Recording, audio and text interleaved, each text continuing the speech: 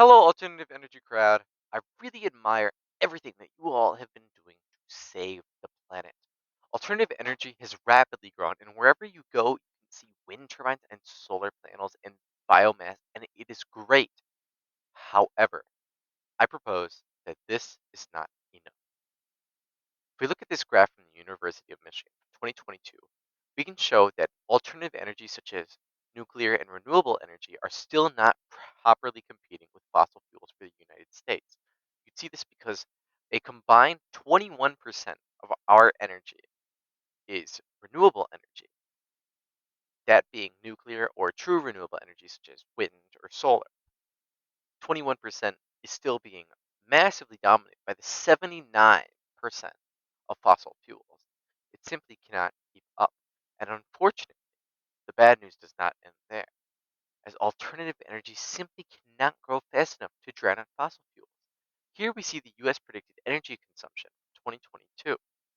Historically, this is how our graph has increased in terms of energy consumption, but it will only grow more at an exponential degree. We can see that approximately by 2035, we will more than double our need for renewable energy in quadrillions. We simply do not have the resources to accommodate this kind of spike. So, how can we possibly deal with this? I would like to offer a new method to you through nuclear fusion.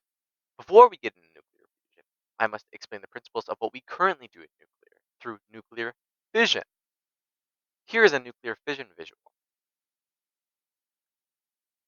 In this visual, you can see that fission works by firing a neutron into an unstable nucleus such as that of uranium-235. This unstable nucleus breaks with a huge release of energy, and in this example, it breaks into barium-144 and krypton-89. The process of this breaking of a nucleus produces a massive amount of energy, nothing compared to the other forms of alternative energy. The best way to imagine this process, if you don't understand, is to imagine it as if it were a break-in pool. The harder you hit the cue ball in the break, the louder the collisions between the balls are, and the better the break, the more scattered it is.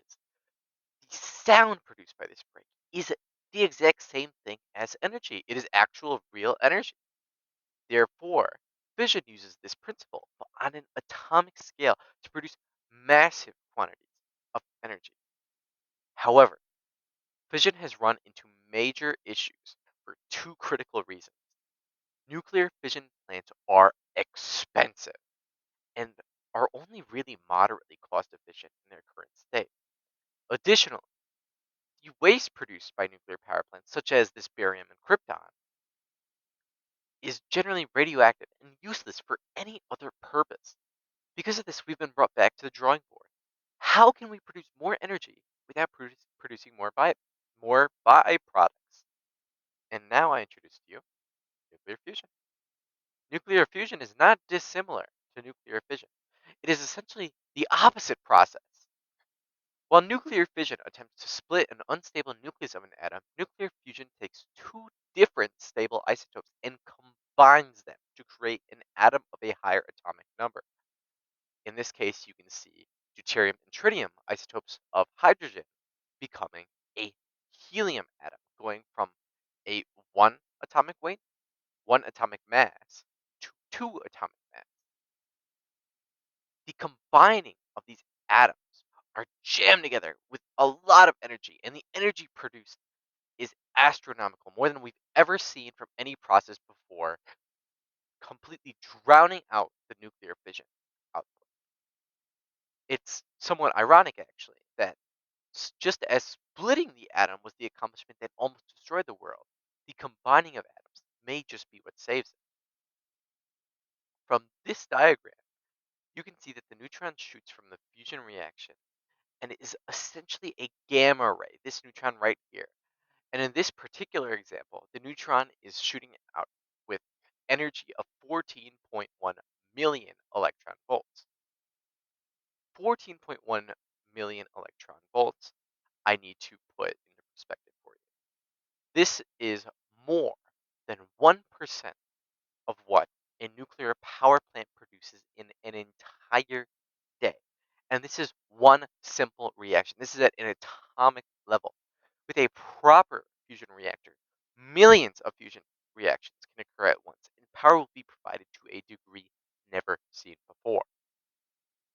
For all these reasons and more, I believe nuclear fusion to be the best course of action for the future of alternative energy.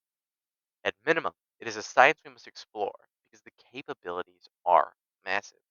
If nothing else, I ask you, the audience, to do your own research on nuclear fusion and to see that I am not lying.